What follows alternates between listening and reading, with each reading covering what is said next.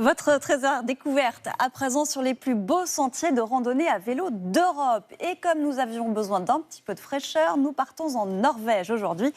Au programme, une balade au milieu des fjords. Attention aux cuisses, ça va grimper, mais au bout de l'effort, le réconfort. Reportage Thibaut Maillet, Mitro Roussanov et Flavie Motila. Passer en quelques minutes d'un paysage enneigé aux pentes escarpées d'un fjord majestueux. On se sent tout petit. Ouais. On se sent comme une fourmi. C'est magnifique. À condition d'avoir de bons mollets, le vélo en Norvège réserve une somme infinie de surprises.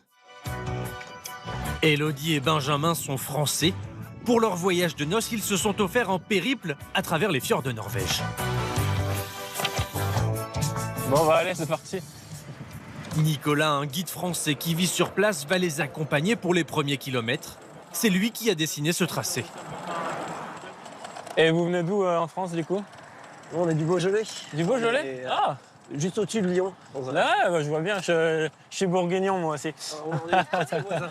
Donc, ça fait, voilà, maintenant, ça fait 14 ans que j'habite en Norvège, donc je me sens autant norvégien que bourguignon. Mais... Ouais. Les premiers coups de pédale sont faciles, propices à la discussion. Au programme aujourd'hui, 35 km. Et pour commencer, un fjord à traverser. Votre ferry arrive, moi je reprends la route pour Ålesund et puis on se tient au courant. Ça marche, bonne journée, bonne balade.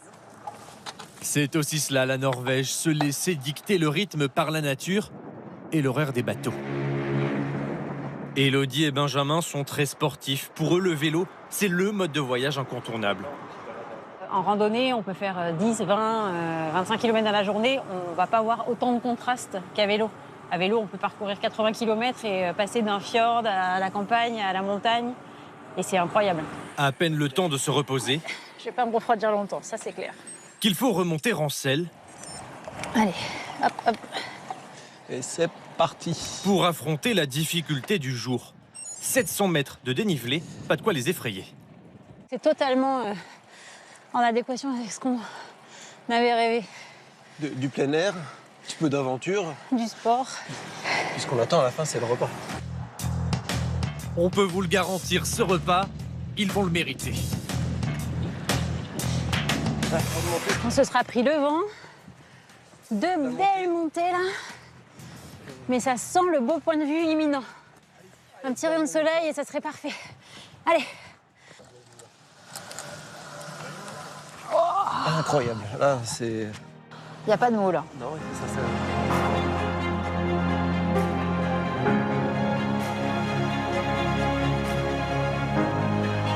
Quand on entend beaucoup parler d'un endroit, on s'imaginait que c'était grandiose, mais Mais ça l'est. en fait, ça l'est vraiment. On n'a pas de... Ah, ça valait tous les efforts. J'aurais pu faire le triple de dénivelé. Ça l'est beau. Laissons Élodie et Benjamin reprendre leur souffle, car au loin, un cri résonne.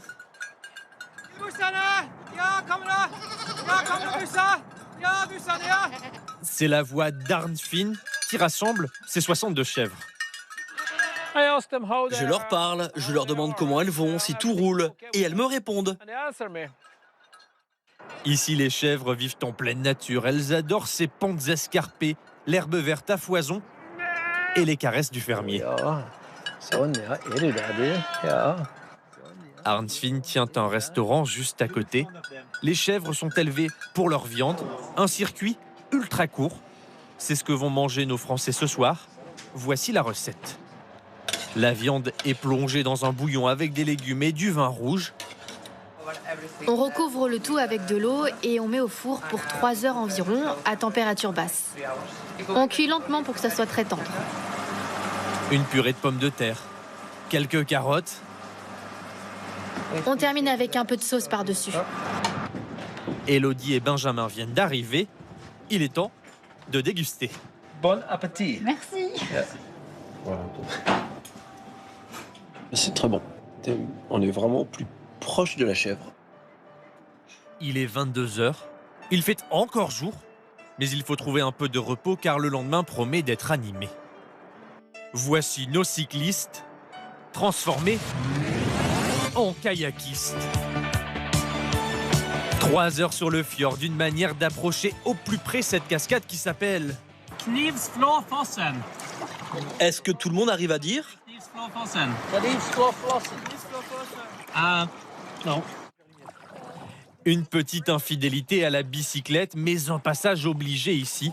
Ce ne sont juste pas les mêmes muscles qui travaillent. On vous rassure tout de suite, le vélo n'est pas bien loin, d'autant qu'il faut vite reprendre le ferry.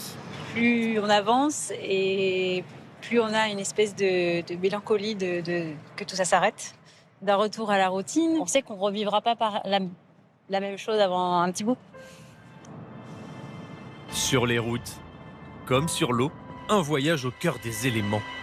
Et peu importe les 10 petits degrés ressentis au mois de juin, en Norvège on dit qu'il n'y a pas de mauvais temps, juste de mauvais vêtements.